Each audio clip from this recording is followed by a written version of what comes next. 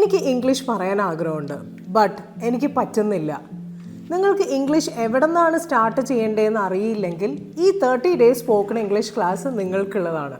Hi guys, എൻ്റെ പേര് Neethu Francis.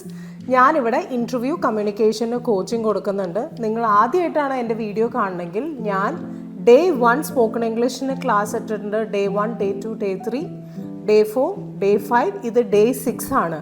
So day 1 and 2 ഞാൻ ബേസിക് വേർഡ്സും സെൻറ്റൻസ് എങ്ങനെയാണ് കൺസ്ട്രക്റ്റ് ചെയ്യേണ്ടതെന്നാണ് പറഞ്ഞിട്ടുള്ളത്.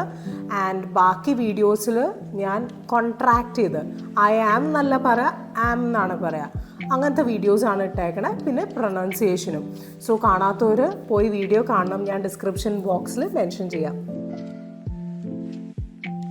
ആദ്യത്തെ വേർഡാണ് എഗെയിൻ. എഗെയിൻ എന്ന് വെച്ചാൽ വീണ്ടും. Doing something once more. ഞാൻ നിങ്ങൾക്ക് 2 സെൻറ്റൻസ് പറഞ്ഞുതരാം. Please try that again. അത് ഒന്നും കൂടി ചെയ്യാവോ? I will try again. ഞാൻ അത് ഒന്നും കൂടി ചെയ്യാം. വെല്ലിന് പല അർത്ഥങ്ങളും ഉണ്ട്. ഞാൻ ഇപ്പോൾ പറയാൻ പോകുന്നത് അതൊരു ആഡ്വേർബാണ്. നന്നായി എന്ന് പറയില്ലേ, ഇൻ എ ഗുഡ് വേ. ഞാൻ നിങ്ങൾക്കൊരു സെൻറ്റൻസ് പറയാം. അവൾ നന്നായി പാടുന്നു. She sings well. ഒരാളുടെ ആരോഗ്യത്തിനെ കുറിച്ച് ചോദിക്കാൻ, സുഖമാണോ എന്ന് ചോദിക്കാൻ, അപ്പം നമ്മൾ എങ്ങനെ അതിന് ഉത്തരം പറയും? I am well. അങ്ങനെയാണ് നമ്മൾ പറയാം. നമ്മളൊരു സെൻറ്റൻസിൻ്റെ തുടക്കത്തിലും യൂസ് ചെയ്യും. എന്നാൽ എന്ന് പറയില്ലേ, well I think you are right. സ്റ്റില്ലിന് പല അർത്ഥങ്ങളുണ്ട്. ആദ്യത്തെ അർത്ഥമാണ് ഇതുവരെ. ഞാൻ നിങ്ങൾക്കൊരു സെൻറ്റൻസ് പറഞ്ഞുതരാം. She still lives in Kochi. അടുത്തൊരു അർത്ഥമാണ് ഇന്നും, ഈവൺ നൗ. ഞാൻ നിങ്ങൾക്കൊരു സെൻറ്റൻസ് പറയാം. He is 40 but he still looks young. അവൻ ഇപ്പോഴും യങ് ആയിട്ടാണ് ഇരിക്കണേ, 40 വയസ്സായാലും. അടുത്തൊരു അർത്ഥമാണ് ശാന്തമായി. നമ്മൾ എനങ്ങാണ്ടിരിക്കാൻ പറയില്ലേ, പ്ലീസ് സിറ്റ് സ്റ്റിൽ. ശാന്തമായി ഇരിക്കൂ. ഫോർമൽ യൂസേജിനും സ്റ്റിൽ പറയും. ഹൗവർ, നെവർദലെസ് എന്ന് പകരം. It was raining still we went out. അപ്പോൾ അവിടെ ഹൗവർ അല്ലെങ്കിൽ ബട്ടിന് പകരം നിങ്ങൾക്ക് സ്റ്റിൽ യൂസ് ചെയ്യാം. അടുത്തതാണ് സ്ക്വീസ്. സ്ക്വീസിൻ്റെ അർത്ഥമാണ് ഞെക്കുക. To press something firmly. നല്ല മുറുക്ക ഞെക്കി പിഴിയുക. അതിനാണ്. ഞാൻ നിങ്ങൾക്കൊരു സെൻറ്റൻസ് പറഞ്ഞുതരാം. He squeezed the lemon to get the juice. അവൻ നന്നായി നാരങ്ങ പിഴിഞ്ഞു ജ്യൂസ് കിട്ടാൻ. സ്പിറ്റിൻ്റെ അർത്ഥം എന്താ? തുപ്പുക. ഞാൻ നിങ്ങൾക്കൊരു സെൻറ്റൻസ് പറഞ്ഞുതരാം.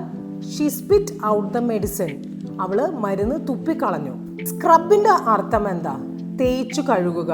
നമ്മൾ പറയില്ലേ, അവിടെ നിലമൊക്കെ നന്നായി തേച്ച് വൃത്തിയാക്കിക്കേ, ബാത്റൂമൊക്കെ നന്നായി തേച്ച് വൃത്തിയാക്കിക്കേ. അപ്പം നിങ്ങൾക്ക് ഇങ്ങനെ പറയാം, ഷീ സ്ക്രബ് ദ ഫ്ലോർ. നിങ്ങളുടെ ആരെങ്കിലും കൊണ്ട് ചെയ്യിപ്പിക്കുകയാണെങ്കിൽ നിങ്ങൾക്ക് പറയാം, ഷീ സ്ക്രബ്ഡ് ദ ഫ്ലോർ. അവളത് ചെയ്തു എന്ന് ചോദിച്ചാൽ നിങ്ങൾക്ക് ഇങ്ങനെ പറയാം, ഷീ സ്ക്രബ്ഡ് ദ ഫ്ലോർ. റിൻസിൻ്റെ അർത്ഥം എന്താ? വെള്ളത്തിൽ കഴുകുക. നമ്മൾ പിള്ളേരോടൊക്കെ വായ നന്നായി കഴുകാൻ പറയില്ലേ, റിൻസ് ചെയ്യാനാ പറയാ. She rinsed the plate. പ്ലേറ്റൊക്കെ നന്നായി വെള്ളത്തിൽ കഴുകി. She rinsed the plate. ഡിഗിൻ്റെ അർത്ഥം എന്താ? കുഴിക്കുക. കുഴി നന്നായി കുഴിക്കുക. മണ്ണിൽ തൂമ്പയൊക്കെ വെച്ച് കുഴിക്കില്ലേ, അതിനാണ് പറയാ കുഴിക്കുക. അതിനാണ് dig. He dug a hole. ഡിഗിൻ്റെ പാസ്റ്റ് ടെൻസ് ആണ് ഡഗ്. അവനൊരു കുഴി കുഴിച്ചു. പീൽ. പീലിൻ്റെ അർത്ഥം എന്താ? തൊലി കളയുക. നമ്മൾ ഓറഞ്ചിൻ്റെ ഒക്കെ തൊലി കളയുമ്പോൾ നമ്മൾ എന്താ പറയുക? പീല്. പീൽ ചെയ്ത് കളയുക തൊലിയൊക്കെ എന്ന് പറയും. പഴം തിന്നുമ്പോൾ തൊലി ഇങ്ങനെ കളയില്ലേ, അതിന് നമ്മൾ പറയാ peel. I peel the banana എന്ന് വെച്ചാൽ ഞാൻ ബനാനയുടെ തൊലി കളയാണ്. ബോയിലിൻ്റെ അർത്ഥം എന്താണ്? തിളപ്പിക്കുക. ഞാൻ പാല് തിളപ്പിക്കണതിന് എന്താ പറയാ? I boil the milk. I boil the milk. ഇത് എന്ത് വേണമെങ്കിലും ആവാം കേട്ടോ. വെള്ളവും ആവാം, പാലാവാം, എന്ത് വേണമെങ്കിലും ആവാം. നിങ്ങൾക്ക് എൻ്റെ ഈ വീഡിയോ ഇഷ്ടപ്പെട്ടു എന്ന് വിചാരിക്കുന്നു. ഇഷ്ടപ്പെട്ടെങ്കിൽ ലൈക്ക് ചെയ്യുക, ഷെയർ ചെയ്യുക, സബ്സ്ക്രൈബ് ചെയ്യുക. പിന്നെ കോമെൻറ്റ് ബോക്സിൽ മെൻഷൻ ചെയ്യുക ഇതുപോലെയുള്ള വീഡിയോസ് വേണമെങ്കിൽ. പിന്നെ വേറൊരു കാര്യം, ഞാൻ ഇൻ്റർവ്യൂ കമ്മ്യൂണിക്കേഷൻ കോച്ചിങ് കൊടുക്കുന്നുണ്ട്. നിങ്ങൾക്ക് ബിസിനസ് ഫീൽഡ് ആയിക്കോട്ടെ, നിങ്ങളൊരു IT ഫീൽഡിലായിക്കോട്ടെ, നിങ്ങൾക്ക് ഫ്ലുവൻ്റ് ആയിട്ട് ഇംഗ്ലീഷ് സംസാരിക്കണമെങ്കിൽ ഡു മെസ്സേജ് മീ. എൻ്റെ നമ്പർ ഇവിടെ ഞാൻ കൊടുക്കാം. Okay, bye bye.